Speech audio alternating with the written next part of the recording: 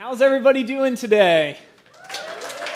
It is good to see you guys this morning. Didn't our band do an awesome job this morning?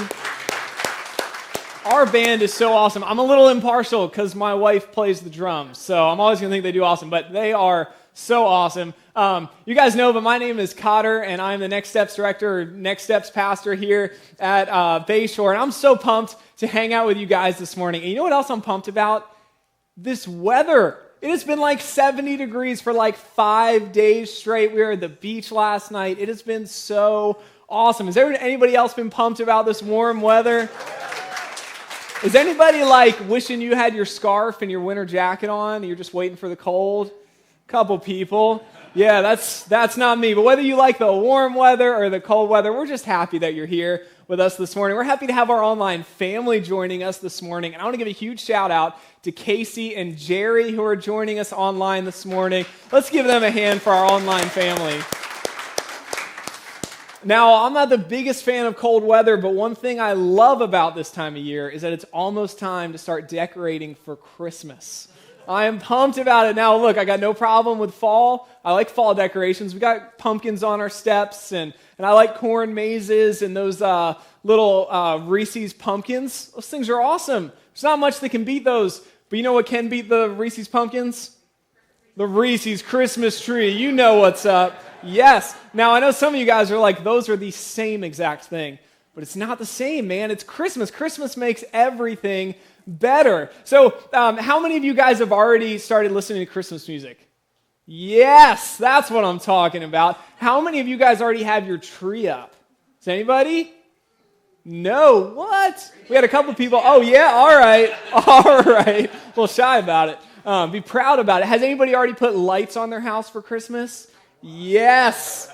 That is awesome. I love that. I've been bargaining with my wife for the last 2 weeks to put our tree up. And I almost got her to say yes yesterday, but it didn't happen yet. So after Thanksgiving, apparently.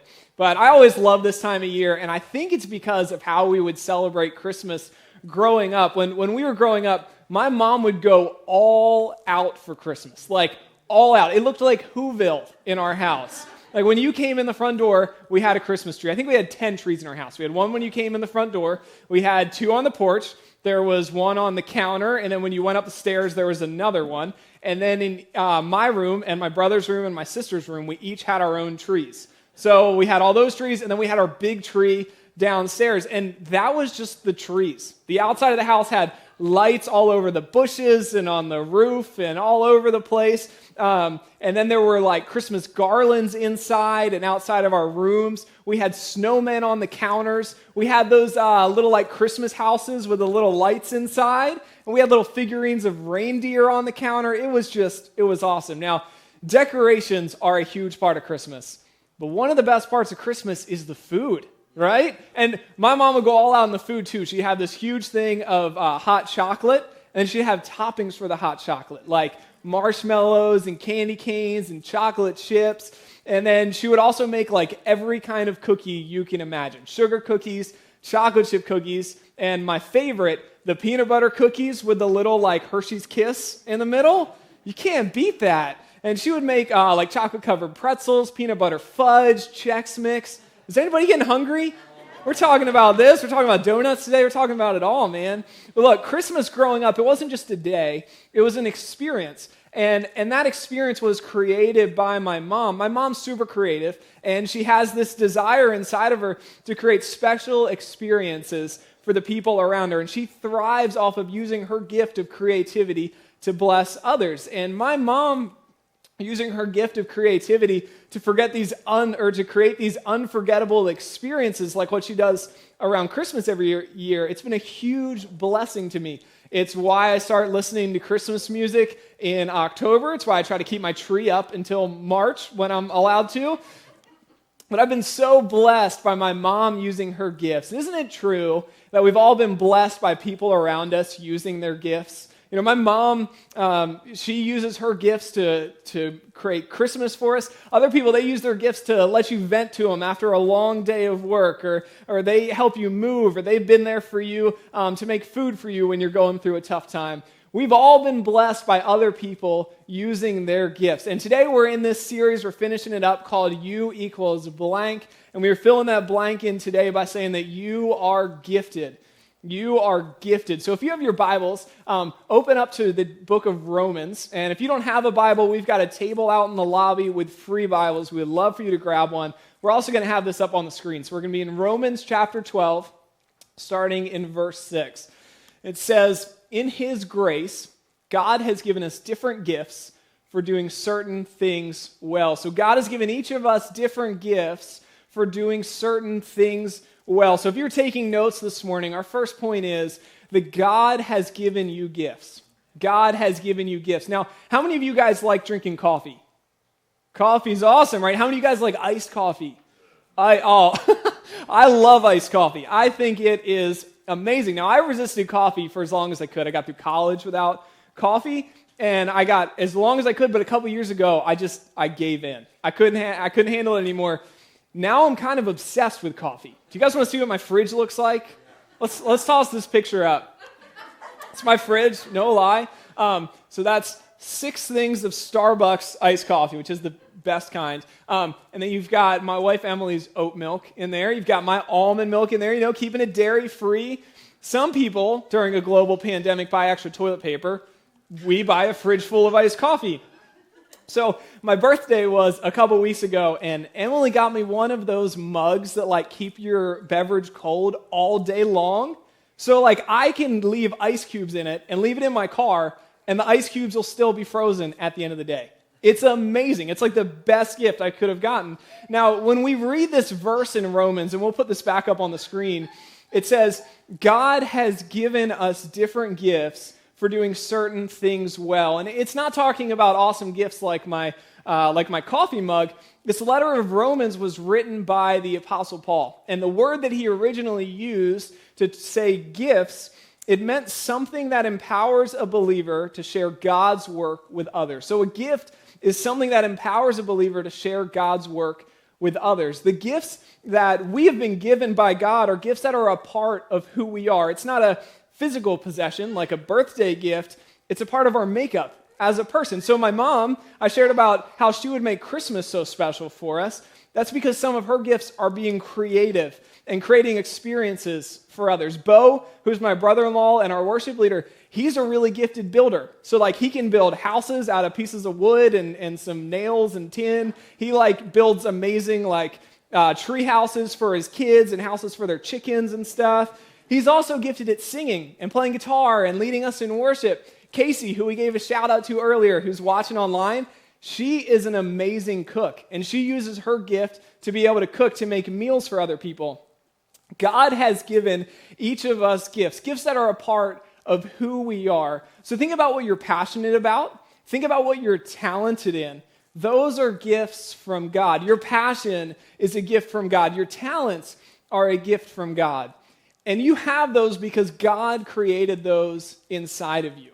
We have our talents and our passions for a reason. And what's so cool is that the Bible talks about this in the book of Psalms. And it talks about the level of detail to which God was involved when He created us. So we'll put this up on the screen. It's from Psalm chapter 139. It says, "For you created my inmost being. You knit me together in my mother's womb. I praise you because I am fearfully and wonderfully made. Your works are wonderful. I know that full well." David is the author of this psalm. And what's so cool about what David is saying here is that he's saying God created each one of us. He decided every single detail about you. It says that He created our inmost being. And to help us understand what inmost being is, the same word that he used that's translated as inmost being, it's used in the Bible in a couple of other places. It helps us understand what he meant. It's used in some places to reference our heart. It's used in other places to reference our mind. And it's used in other spots to reference our feelings. So think about that. God knit together your heart, your mind, and your feelings to make them unique to you. Each of us have a unique heart. We all love different things. Joel loves tiny dogs that have no hair. I love big dogs that have so much hair that I have to use a lint roller on my shoes when I get out of the car.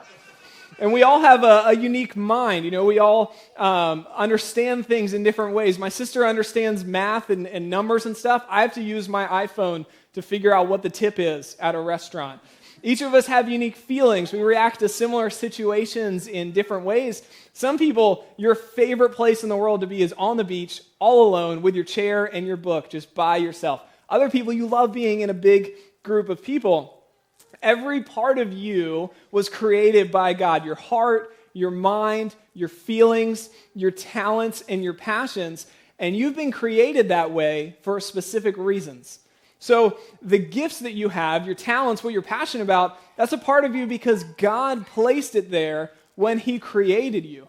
God gifted you with specific talents, with specific passions, and He gave you specific gifts. Now, think about that.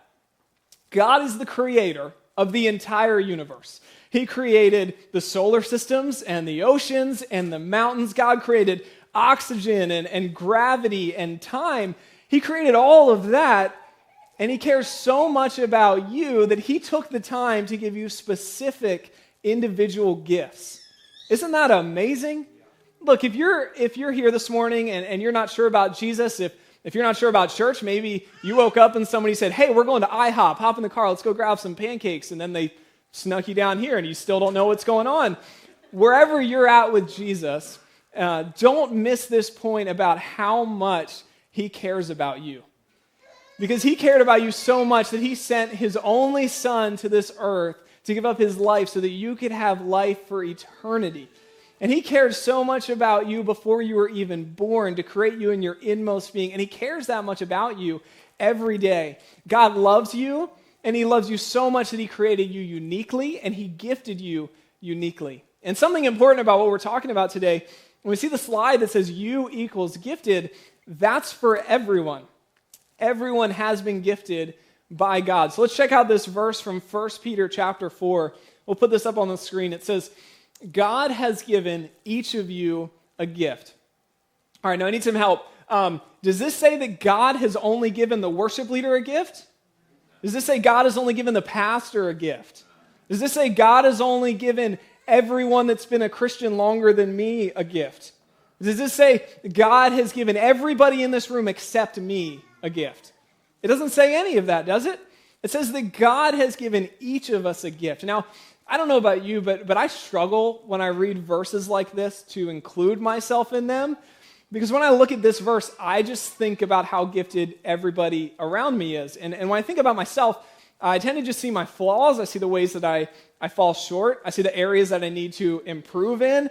I don't see myself as something that has like these gifts to offer to other people. But God doesn't see me that way, and God doesn't see you that way. When God sees you, He says, I created you. And when I created you with gifts and talents and passions that are uniquely yours. So if you're listening to this and you think that slide says, everyone but me equals gifted, that's not what it says. God says that you are gifted, and each one of us is gifted. So if we keep reading in this verse in 1 Peter 4, we can see what we are to do with these gifts that God has given us. So it says, God has given each of you a gift from His great variety of spiritual gifts. Use them well to serve one another. So God has given each of us gifts, and we see here that we are to use those gifts to serve others. So if you're taking notes, our second point today is that we use our gifts to serve others. We use our gifts to serve others. So a few years ago, and Joel talked about how I just turned 30, makes it seem like it was more than just a few years ago. But when I graduated college and I got a job, one of the first things that my sister did was she sat down with me and she helped me create a budget. Now, my sister is my older sister, so she's wiser and she's really smart, and she's an accountant, so she knows about like budgets and Excel and retirement accounts and all that fancy stuff. Like, I don't understand that stuff. So she helped me create a budget, and ever since then, I've made a budget every single year. Now, how many of you guys know that budgets are important for spending your money wisely? Like, they are so important. How many of you guys also know that there are times when the budget has to get thrown out because you want to buy something awesome, right? That's not one of the message points. Don't write that down. But earlier this year, I was doing some research, and when I say research, I mean that I was mindlessly scrolling through Facebook. And as I was scrolling one of the surf groups that I was a part of, this guy had listed this surfboard that he was selling, and it was my dream board. Everything about it, like the size was perfect, the shape was perfect, the board had barely been written. It was a pretty good price. So I looked up some more stuff about the board, and then I negotiated the price down some, and eventually I bought the board. Now, was there money in the budget for the board? That's not relevant. The important thing is that I got the board.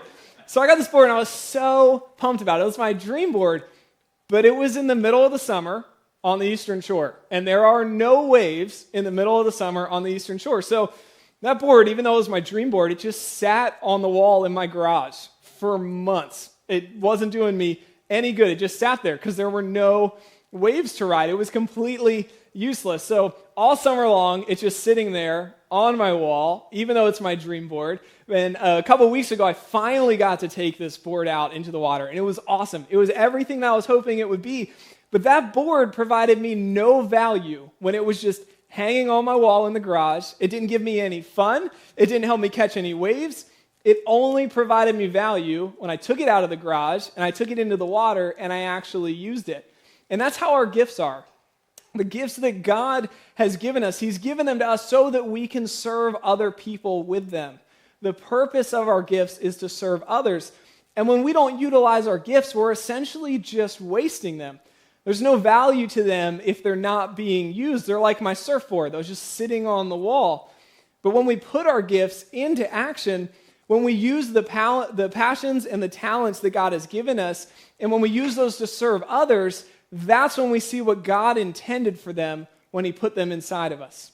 And look, it can be easy for us to convince ourselves that we don't have the time or the energy to devote to serving others with our gifts. Our responsibilities with work and with our families and with paying the bills, that can be overwhelming enough. And it can be hard to get to the point where we can focus on serving others. But there is so much value in serving others, and we shouldn't let the busyness of life keep us from that. I was struggling with this a few weeks ago. I was exhausted from a long week, and I just didn't want to serve anybody or do anything for anybody else. And so I was just sitting there feeling bad about myself and how busy my week had been. And I opened up the Bible app on my phone, and there was this incredible verse, and I want you guys to see it, so we'll put this up on the screen. It's from Proverbs chapter 11. It says, "The generous will prosper. Those who refresh others will themselves be refreshed." I love this verse. When we serve others, it refreshes us. When we bless others, it refreshes us. When we use our time and our energy and the gifts that God has given to us to serve others, it's not only a blessing to them, but it's also a blessing to us. Now, I shared earlier about my mom and how amazing she would make Christmas and all the effort that she would put into Christmas. But I left out an important part of that story, and that's everything else that my parents had going on during the Christmas season every year. Now, when we were growing up, they owned their own business, and their busiest time was November through January. So that's their busiest time of work. They were both working full-time. Me and my siblings, all three of us were in school. All three of us had basketball practices and basketball games. And my parents had to work extra hours because of the time of year it was. And they still made time to make Christmas this incredible, special, and magical experience for us. They had so many valid excuses that they could have pointed to as reasons to not put extra effort into Christmas, but they wanted to make it special for us. They went above and beyond in their limited time and with their limited energy to use their gifts to create something incredible for us and to bless us. And what's so cool about that is that for as much as it blessed me and my sister and my brother to be able to experience this amazing Christmas, it also blessed my parents to serve us in that way. You know, we got the gift of seeing the joy and excitement that we got to have from this Christmas experience, but my parents also got to see that joy in us, and they got to see our excitement that was the result of them serving us. You may feel like you don't have the time or the energy to devote to serving others with your gifts, but what we see here in Psalms is that Making an effort to serve others will refresh you. It'll be a blessing to you. So God has given us gifts, and we use our gifts to serve others. And our third point this morning is that we use our gifts to serve Jesus. We use our gifts to serve Jesus. And one of the themes that we see in the Bible when it talks about these gifts that God has given us is that we should use these gifts to serve in the church. We should use our gifts to serve other Jesus followers, and we should use them to tell people about Jesus. And each of us together combine to make up the church, and all of our gifts work together collectively. And the analogy that the Bible uses to communicate this is the idea that we as the church are like the different parts of the body. And a body is a combination of many different parts with many different functions and jobs, but they all work together. And that's what the church is. Each of us have different gifts, and all of our gifts work together. So let's check this out from the book of Ephesians in chapter 4, starting in verse 15. It says, "Instead, we will speak the truth in love, growing in every way more and more like Christ, who is the head of his body, the church. He makes the whole body fit together perfectly. As each part does its own special work, it helps the other parts grow so that the whole body is healthy and growing and full of love." So we as Jesus followers, we're the church, and we make up this body, and Christ is the head of this body. Now, if you look at this bolded section, it says that each part does its special work. Now, its special work, that's talking about our gifts. Each one of us has been individually given gifts that we can use to help encourage and build up other Jesus followers and to tell other people about Jesus. You have gifts that are vital to the church. You have gifts that I don't have. You have gifts that the people around you don't have. You have gifts that the band doesn't have. And if we continue reading in this verse, it says that when each part does its special work, it helps the other parts grow. Your gifts are going to help the people around you. Your gifts are going to help the person that's here for the first time. Your gifts are going to help the person that's battling with depression. Your gifts are going to help the person that doesn't want to wake up and go to work tomorrow. Your gifts are going to help the parent that's overwhelmed with homeschooling their kids. This verse continues on to say that when we are all using our gifts, then the church will be healthy, and it will be growing, and it will be full of love. Now, does it say that the church will be healthy and growing and full of love when the pastor has a great message? No, and it doesn't say that when the band plays an awesome worship set that the church will be healthy and growing and full of love. It says that when we are all using our gifts to serve one another, that's when the church will be healthy and growing and full of love. Each one of us has been given gifts by God, and we need each other. We need each other. I need Ellis. Ellis isn't here today. He texted me this morning and said he's watching online. And Ellis is a part of our guest services team. But what Ellis does during the week is more impactful to me. He texts me every Friday morning with a devotion. And he texts me some Bible verses that are encouraging. And that's huge for me. That's such a huge encouragement to me.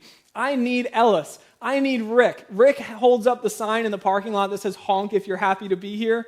Rick is awesome. And that's what he does on Sundays. But during the week, what Rick does is he's constantly telling his friends about Jesus, and he's bringing them to church with him.